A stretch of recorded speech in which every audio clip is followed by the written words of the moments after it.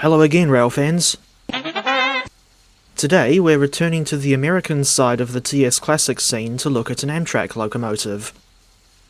But instead of something more well known, like the General Electric P32DC or EMD/ASEA AEM7, I wanted it to focus on the short-lived General Electric P30CH. Only 25 examples of this design were built in 1975 and 1976, as one of the last six-axle designs ordered by Amtrak. The company found out, through experience with the SDP-40F, P30CH, and E60, that six-axle locomotives were not ideal for passenger service. Indeed, after 1976, all of the locomotives that Amtrak ordered for road power, including the iconic EMD F40PH and General Electric P32-8 BWH, had only 4 axles. In other words, a bow-bow wheel arrangement, which means two two-axle bogies, and all 4 axles are powered. The P30CH locomotives didn't have a long service life, throughout which they had a poor reputation amongst crews due to their various mechanical issues. One of their final regular assignments was to haul the famous auto train between Lawton, Virginia and Sanford, Florida, but by 1992, all 25 P30CHs had been withdrawn from service. Sadly, none of them survived into preservation, but they live on in people's memories, photographs, video footage, and, of course, Train Simulator.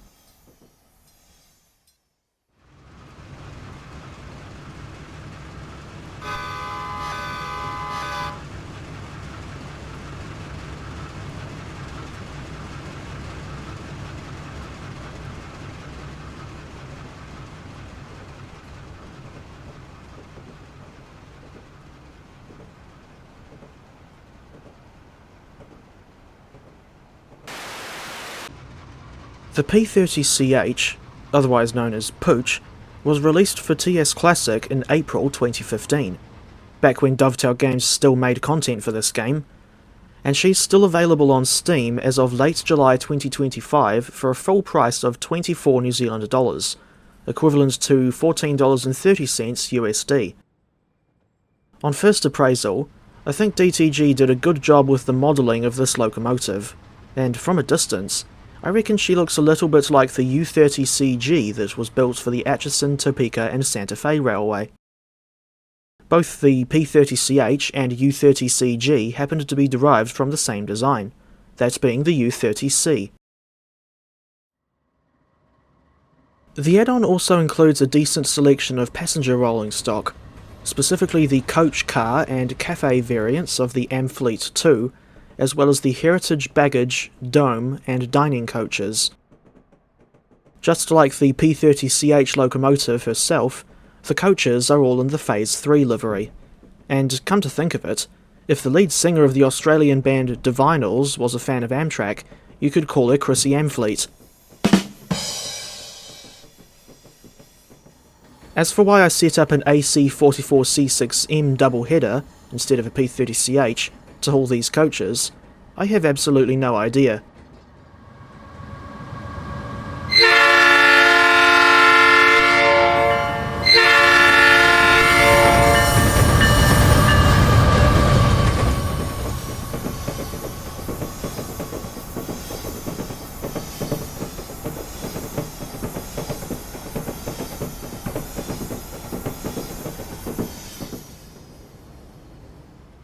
Dovetail's rendition of the P30CH is not a particularly advanced locomotive, generally lacking where unique features are concerned, with the only ones that come to mind being the working class lights and a gyro light.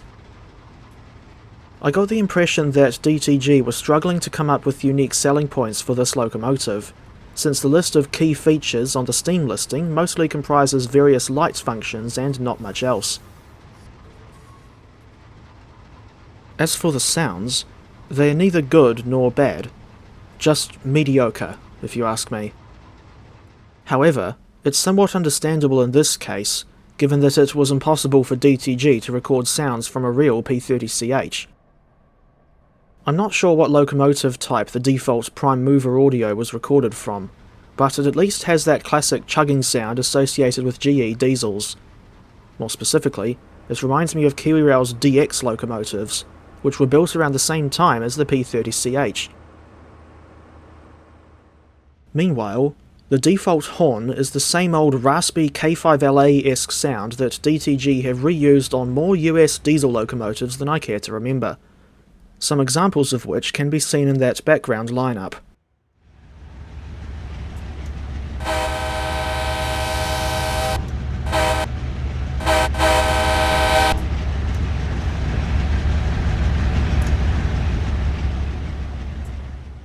Years ago, Fanrailer made a sound and physics mod pack for this locomotive, although I'm not sure if it's still available after all this time.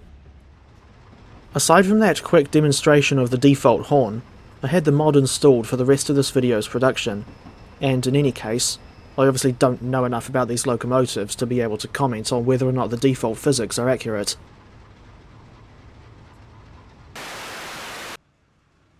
The P30CH also comes with two scenarios for Dovetail's Miami to West Palm Beach route, released way back in December 2014. She is one of at least 5 locomotive add-ons to feature scenarios for the aforementioned route, and the other ones that come to mind are the Amtrak P32-8 BWH, Tri-Rail F40PHL-2, Seaboard U36B, and Amtrak E8. Please let me know in the comments if I've forgotten any others. Personally, I think Miami to West Palm Beach was a very odd route choice for the Pooch's default scenarios, given the fact that this locomotive is too old for the time period in which the route is set. Back when the P30s were in service, the line south of West Palm Beach was still mostly single track, and Mangonia Park Station didn't even exist yet.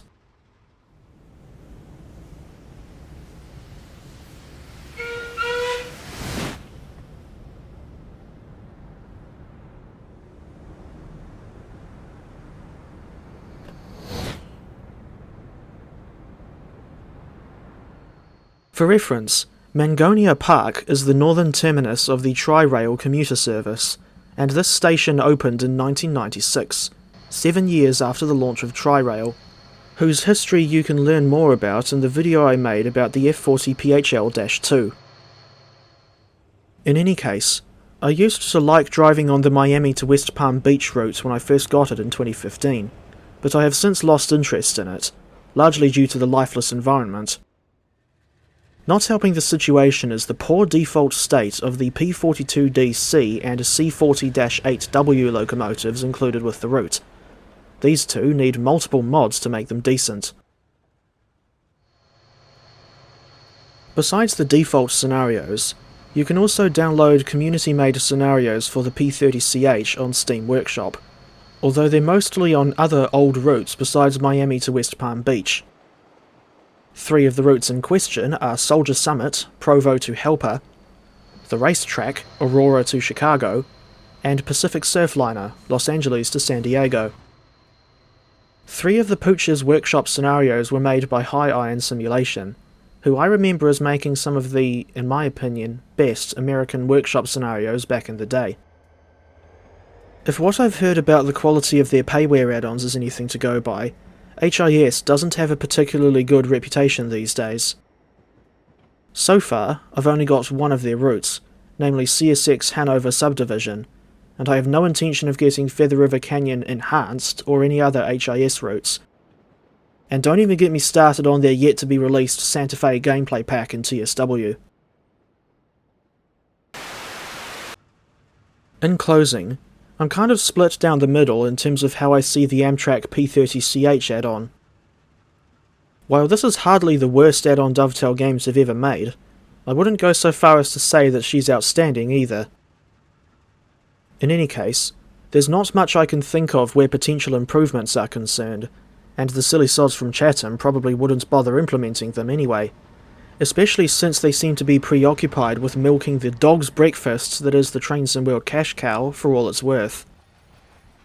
While Phase 3 is my favourite Amtrak livery, it would have been nice to get Phase 2 as well, given the fact that the real Pooches ran in Phase 2 when they were brand new.